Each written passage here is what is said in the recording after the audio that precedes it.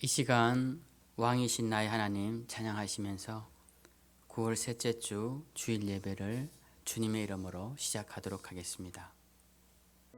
왕이신 나의 하나님, 내가 주를 높이고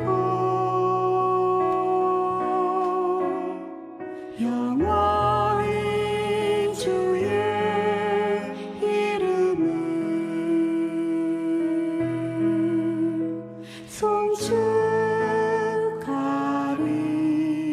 송축하리이다.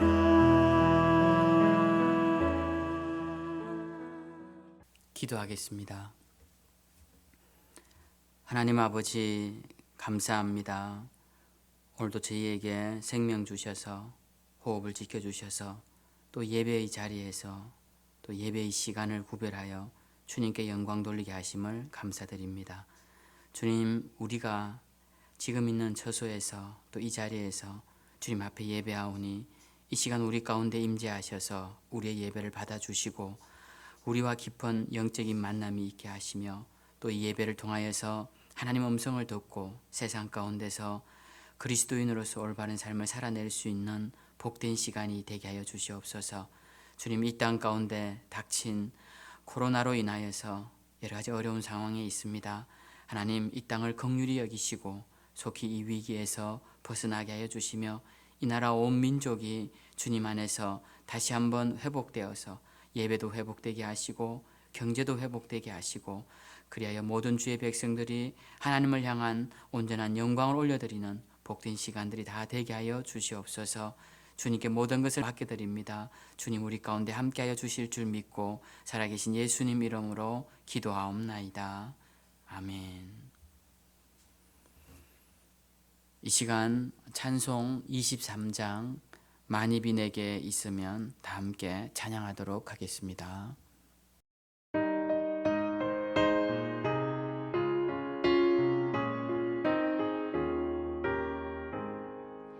만입이 내게 있으면 그리 떠나지고 내 구주 주시는 종을 늘 찬송하겠네. 내 은혜로우신 하나님 날 도와주시고 그 크신 영광 넓히며 알게 하소서. 내 주의 귀한 이름이 날 위로하시고 이 귀의 음악 같으니 잠이라 되도다. 내 죄의 권세 깨뜨려 그 결 바꾸시고 이 추한 마음을 비로소 오청케 하셨네.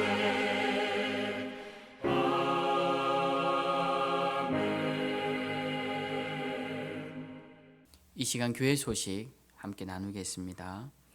이번 주 화요일부터 새벽 기도회가 시작됩니다. 5시 반에 새벽 기도회 참여해 주시고요. 수요 예배도 저녁 7시 30분에 있습니다. 수요 예배 후에는 부장단 회의가 있습니다.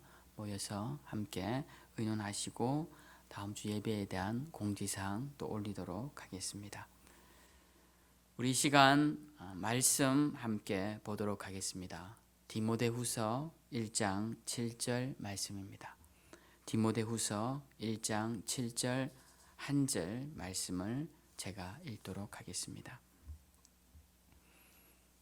하나님이 우리에게 주신 것은 두려워하는 마음이 아니요 오직 능력과 사랑과 근신하는 마음이니. 오늘은 어떻게 하면 성공적인 삶을 살 수 있는지에 대해 디모데후서 1장의 말씀을 가지고 함께 묵상하고자 합니다. 우리 그리스도인은 성공적인 삶을 살아야 합니다.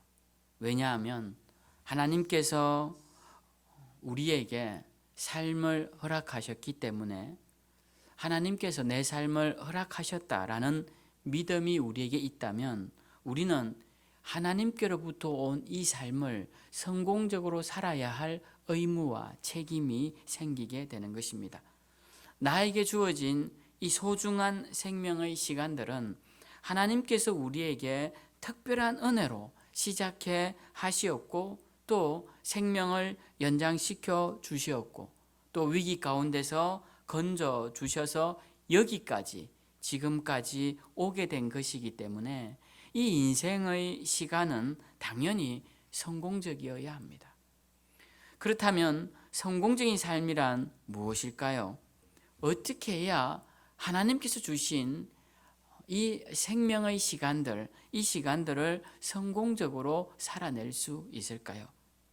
물론 돈이나 권력이나 세상의 불법적인 쾌락들을 일컫는 것은 아닙니다. 그런 것들은 성공이라고 할 수 없습니다. 더 이상 우리 그리스도인들은 그런 걸로 성공을 평가하는 사람들이 되어서는 안 됩니다.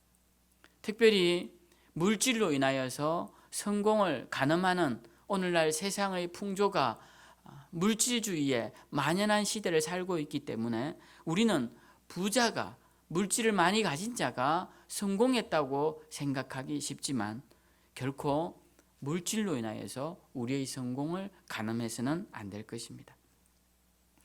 그러나 여전히 세상에는 부자가 되려고 합니다. 그리고 물질로 성공을 이루려고 합니다.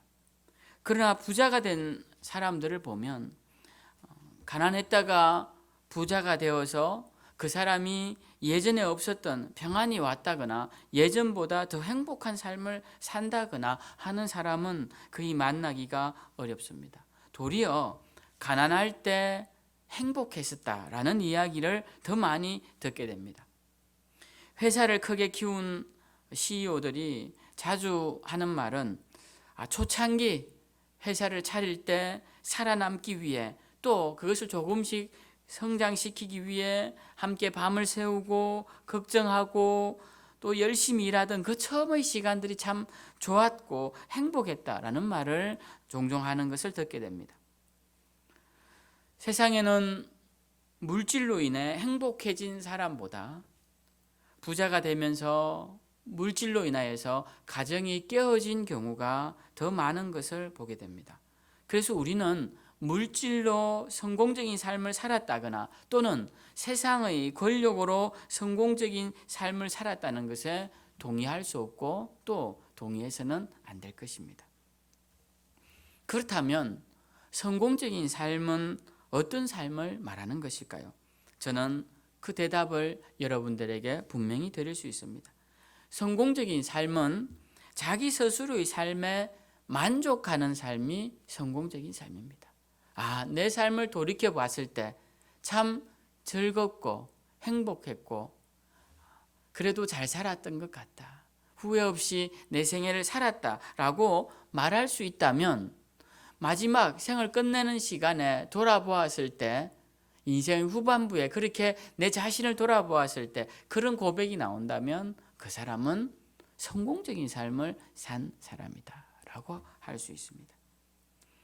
어떤 원로 목사님이 사람이 행복해지려면 3B를 조심해야 한다라고 말씀했습니다. 첫 번째는 비교, 두 번째는 비판, 세 번째는 비관. 그래서 이 비교, 비판, 비관, 이 3B를 조심해야 사람들은 행복해질 수 있다라고 말하는 것을 들은 적이 있습니다.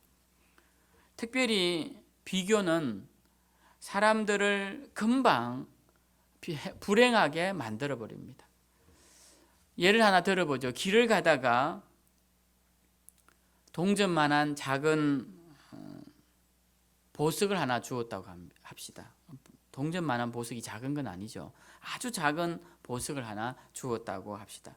근데 그 옆에 가는 친구가 자기가 주운 것보다 더 큰 보석을 주었다고 한번 생각해 보십시오. 근데 사람들은 자기가 주운 그 보석보다 다른 사람이 주운 보석이 더 크다는 것을 발견한 순간 그 보석의 가치가 떨어지기 시작하고 갑자기 비교함으로 불행해지기 시작한다라는 것입니다. 저 친구가 나보다 더 큰데 난 왜 저 친구보다 더 작을까? 그 비교하는 마음이 결국 자기가 얻은 것에 대한 행복을 빼앗아 가버리더라는 것입니다. 비교는 나에게 주어진 행복을 금방 죽여버리는 독약과 같은 것입니다. 물질이 아무리 많아도 남과 비교하는 순간 불행해지는 것입니다. 또 하나는 비판입니다. 상대를 향한 비판은 반드시 자기에게도 돌아오죠. 비판은 언어의 칼과 같아서 슬기롭게 하지 못하면 큰 상처를 남기게 됩니다. 남을 향한 비판이 일상이 되어 있는 사람들은 항상 주변이 시끄럽습니다. 항상 다툼을 몰고 다닙니다. 다툼이 있는 곳에는 결코 평안이 없고 행복이 없습니다.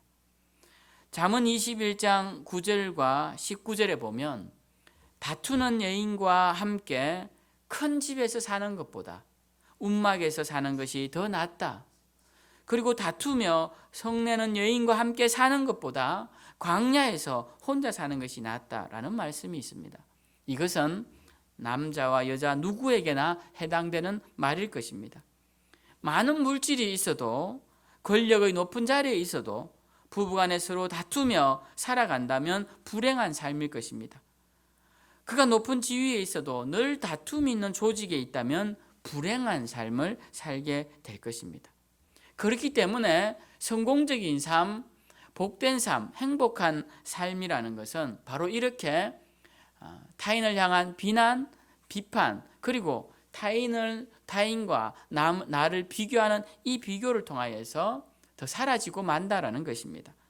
아무리 물질이 있다 할지라도 또 아무리 높은 자리에 올라와 있다 할지라도 늘 나보다 많은 사람, 물질이 많은 사람, 나보다 높은 자리에 있는 사람은 있기 마련이기 때문에 사람들과 비교함으로써 그 사람은 불행해지고 만다라는 것입니다.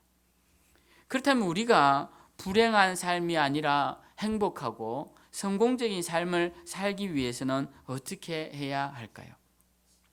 우리가 하지 말아야 할 것이 있지만 또 오늘 본문에서는 가져야 할 것이 있다라고 말씀합니다. 오늘 우리가 읽은 본문에 보면 세 가지 하나님이 우리에게 행복을 위하여 성공적인 삶을 위하여 주시는 것이 있는데요. 그것은 능력과 사랑과 근신하는 마음이다라고 말씀하십니다. 오늘은 이 중에 하나인 사랑에 대해 말씀을 나누고자 합니다. 우리가 인생을 살아가면서 성공적인 삶을 살기 위해 가장 먼저 필요한 것이 무엇인가? 내 인생을 가장 성공적으로 만들기 위해 가장 우선되어야 할 것이 무엇인가? 그것은 바로 사랑하는 마음이다라는 것입니다. 사랑하는 마음이다. 사랑하는 마음이 삶 가운데 잘 나타나는 대표적인 행위가 바로 용서입니다. 그래서 사랑하는 마음은 용서하는 마음이 그 속에 있는 것이죠. 사람이 죽을 때 가장 안타깝게 죽는 것이 어떤 모습입니까? 그 사랑의 마음을 가지지 못하고 미움과 원망과 분노, 그것을 가지고 억울해하며 죽는 모습을 볼 때 그 사람의 모습은 참으로 안타까운 것이죠. 마지막까지 용서 못할 사람이라고 미워하며 분노하며 생을 마친다면 그 사람은 세상에 많은 물질을 가졌더라도 또 세상의 높은 자리에 올라 있더라도 그의 인생은 불행한 인생인 것입니다. 네덜란드의 유명한 복음 전도자였던 코리텐 붐 여사의 이야기 제가 가끔씩 인용을 했는데요. 이분은 용서에 대해 많은 것을 던져주는 분입니다. 이 여인은 2차 세계대전 당시에 도망치는 유대인들을 숨겨주었다는 이유로 언니와 함께 라벤스부르크 수용소에 감금되게 됩니다. 이 수용소는 여자만 수용하는 감옥인데요. 여기에서 그녀와 그의 언니는 온갖 고통을 당합니다. 그곳에서는 매 금요일마다 치욕적인 건강 진단이 있었는데 죄수들이 모두 옷을 벗고 양손을 옆에 붙이고 몸을 꼿꼿이 하여 경비원 앞을 지나가는 것입니다. 그녀의 언니 베치는 이 고통스러운 감옥 생활로 인해 몸이 말라갔고 결국 이 수용소에서 강제 노동과 영양실조로 죽고 맙니다. 그 후 독일이 패전하고 이 코리텐 붐여사는 기적적으로 생還을 할 수 있게 되었는데요. 그때로부터 이 여인은 뜨겁게 복음을 전거합니다. 특히 독일에 건너가 독일 국민들에게 회개하십시오. 하나님께서 여러분들을 용서해 주실 것입니다. 라는 복음을 전거합니다. 근데 한 번은 이 독일 미넨에서 복음을 전거하는데 한 남자가 예배가 끝난 후에 다가왔습니다. 그 사람을 보는 순간 이 여인은 심장이 얼어붙는 듯한 현기증을 느낍니다.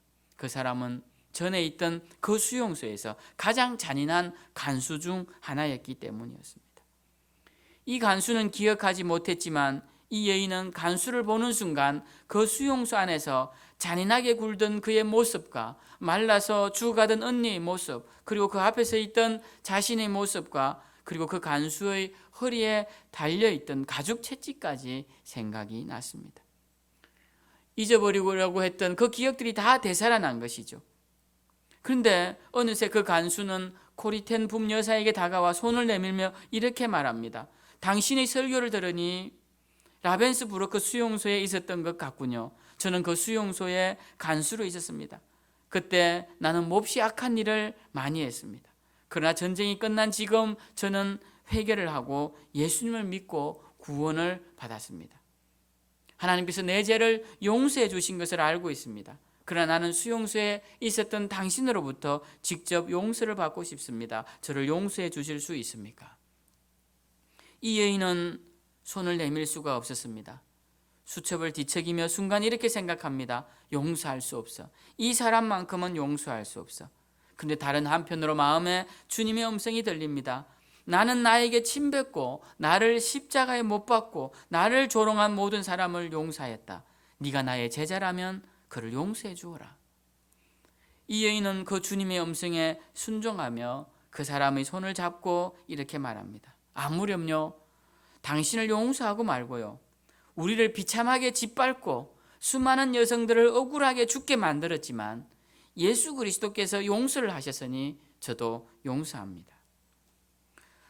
성경에 보면 예수님이 1만 달란트 빚진 자에 대한 말씀을 하십니다. 이 1만 달란트 빚은 현대 돈으로 말하면 수천억이 되는 큰 돈입니다. 이 빚을 갚을 길이 없자 왕은 이 사람의 빚을 탕감해 줍니다. 이 큰 돈을 탕감받은 사람이 이제 돌아가다가 자신에게 100데나리온, 즉 요즘 돈으로 말하면 한 1,000만 원 정도 빚을 진 사람을 만납니다. 자신은 수천억의 빚을 탕감받았는데 이 사람은 자신에게 1,000만 원 빚진 자를 용서하지 않고 돈을 갚아라고 합니다. 그리고 그가 갚을 수가 없자 그를 감옥에 넣어버립니다. 이 사실을 안 왕이 이 사람을 다시 잡아다가 돈을 갚도록 하며 감옥에 가둡니다. 우리가 잘 아는 예수님께서 하신 비유의 말씀이죠. 우리가 우리에게 죄 지은 사람을 용서하지 않는 것은 바로 이러한 것과 같습니다. 그 사람이 진정으로 잘못했다고 말할 때 우리는 용서해야 합니다. 물론 그런 일이 쉽지 않을 것입니다. 그러나 적어도 용서하려고 노력해야 합니다. 제자들이 주님에게 기도를 가르쳐 달라고 부탁을 드리죠. 그때 주님이 우리에게 제자들에게 아주 짧은 기도를 하나 가르쳐 주십니다. 그것이 바로 주기도문인데요. 그 주기도문은 하늘에 계신 우리 아버지여 라고 시작하는 짧은 기도문인데 그 안에 이런 구절이 있습니다. 우리가 우리에게 죄 지은 자를 사하여 준 것 같이 우리 죄를 사하여 주옵시고. 주님은 우리가 우리에게 죄 지은 자를 용서한 것처럼 우리의 죄를 사해 달라고 합니다. 그 말씀은 우리가 우리의 이웃의 죄를 용서하지 못할 때 우리의 죄도 용서받을 수 없다는 것을 가르쳐주는 말씀인 것입니다. 사랑의 가장 큰 결정체가 무엇입니까? 바로 용서하는 것입니다. 우리가 우리에게 100데나리온의 빚을 진 사람을 용서하지 못한다면 우리는 하나님 앞에서 1만 달란트의 큰 빚을 탕감받지 못합니다. 내 돈을 떼먹고 달아난 사람, 우리가 용서해야 합니다. 나에게 상처를 주고 떠난 사람들 용서해야 합니다.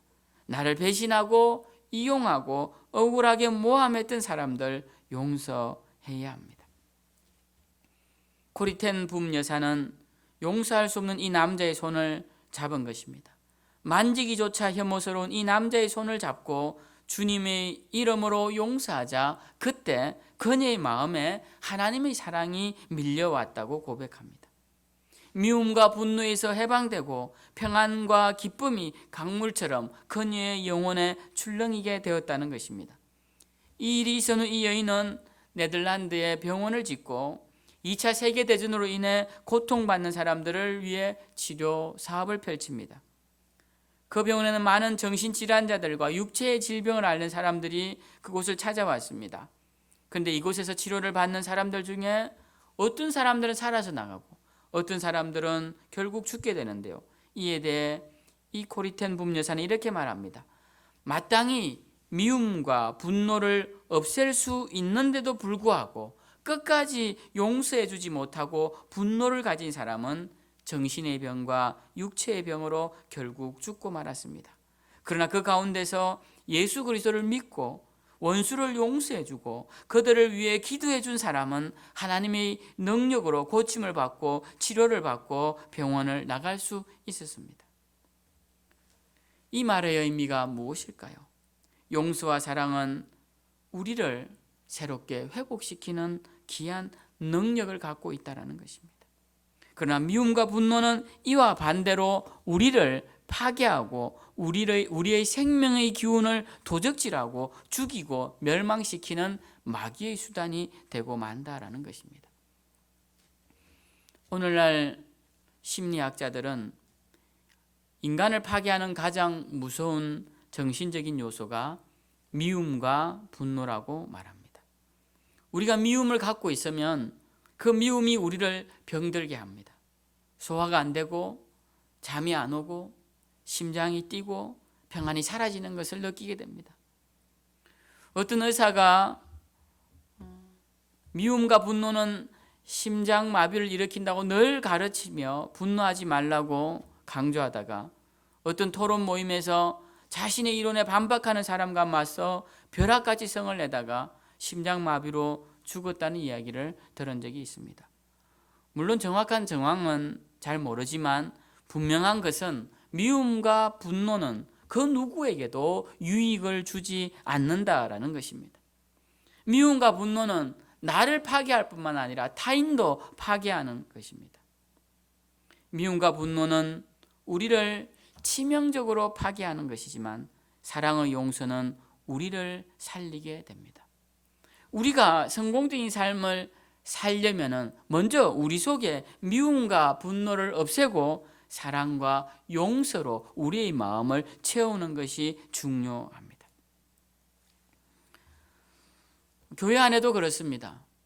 신앙생활 하면서도 우리는 타인에 대해서 엄격하게 잣대를 들이대고 그를 비난하기도 합니다. 비판하기도 합니다. 그러다 보면 공동체가 서로를 비난하고 비판하여서 서로에게 상처를 주고 깨어지게 되는 것을 보게 됩니다. 그리고 그 모습을 본 사람들은 교회가 또 왜 그러냐고 비난을 하기도 합니다. 교회들도 사랑과 용서로 회복되어야 하는 것입니다.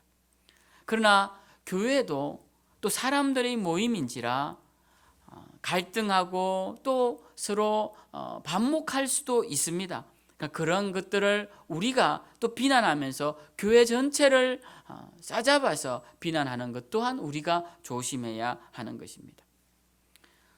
전도하다 보면 이런 말을 종종 듣습니다. 저는 죄가 많아서 교회를 갈 수 없습니다.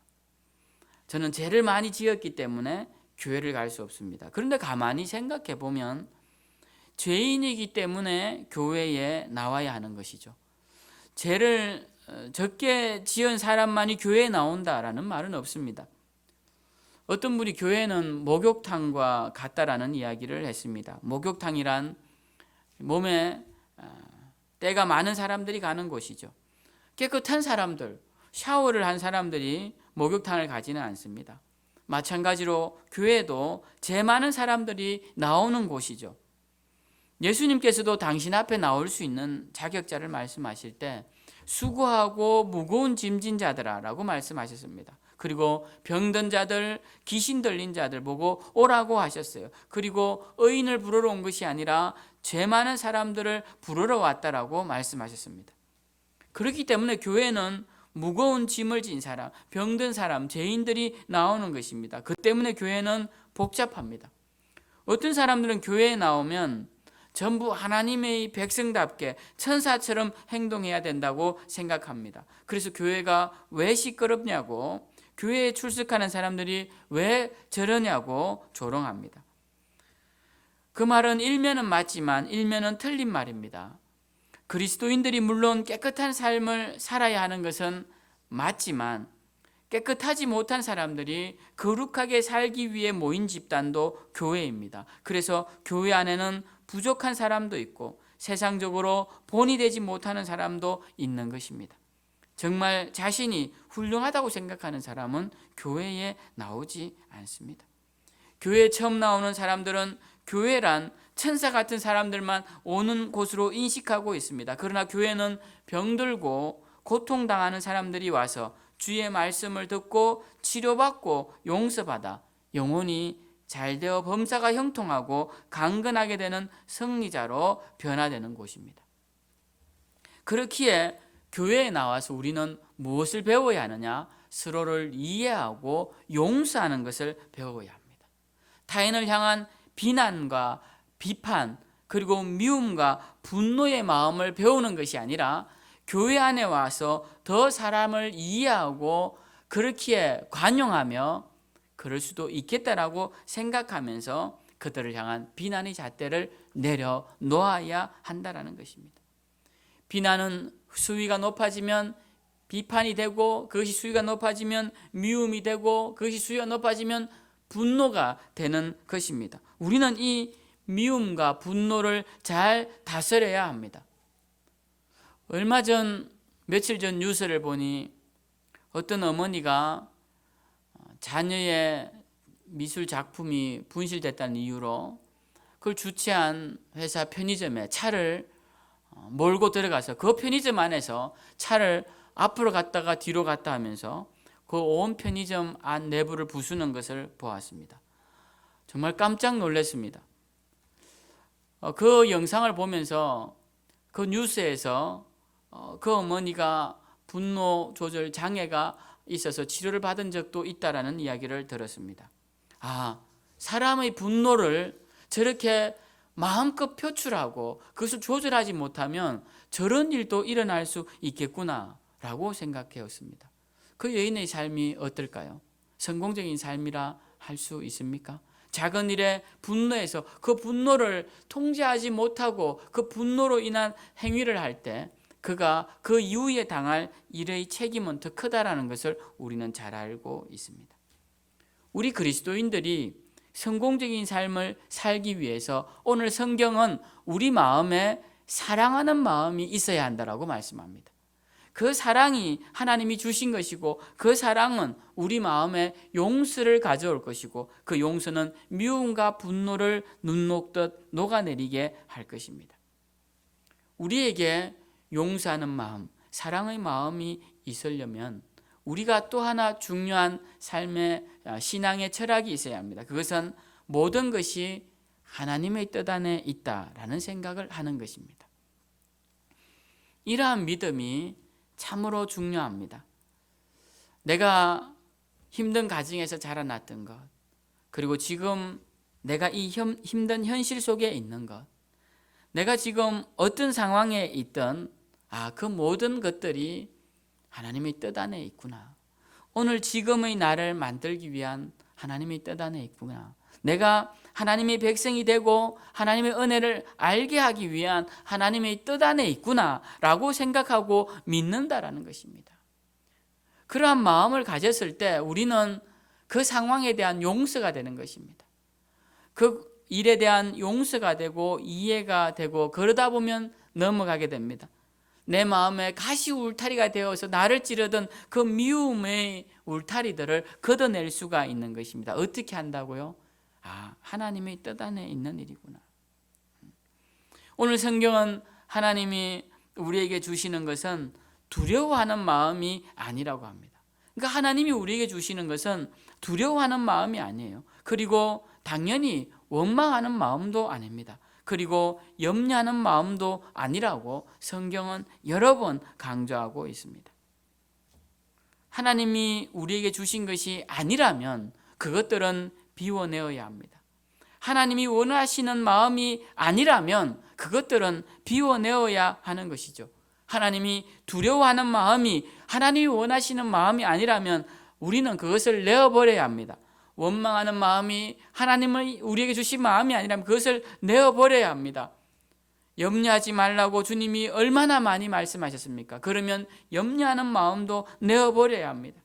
구약에 보면 하나님께서 두려워하지 말라, 놀라지 말라 이런 말씀을 여러 번 하셨습니다.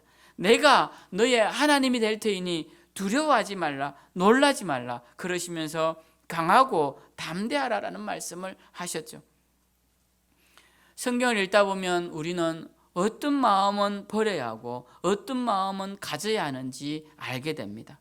우리는 그 주님의 가르침을 따라 비워야 할 것들은 비우고 채워야 할 것들은 다시 보듬어 채워야 할 것입니다. 말씀을 이제 마치고자 합니다.